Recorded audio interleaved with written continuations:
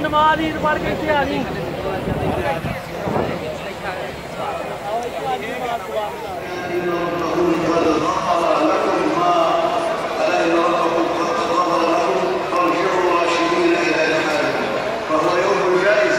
ويسمى ذلك اليوم في السماء يوم الجائزة.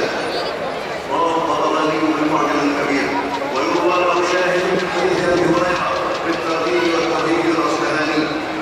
ويروى عن ابن عباس رضي الله عنهما أنه سمع رسول الله صلى الله عليه وسلم يقول رسول الله صلى الله عليه وسلم: إذا كانت ليلة الفطر سميت تلك الليلة ليلة جائزة، فإذا كانت غداة الفطر بعث الله الملائكة في كل بلاد فيهبطون إلى الأرض فيقومون على أبواب السكك وينادون بصوت يسمعه من خلق الله تعالى بالذي سبقين فيقولون: يا أمة محمد اخرجوا إلى رب كريم يعطي الجزيل ويعفو عن العظيم.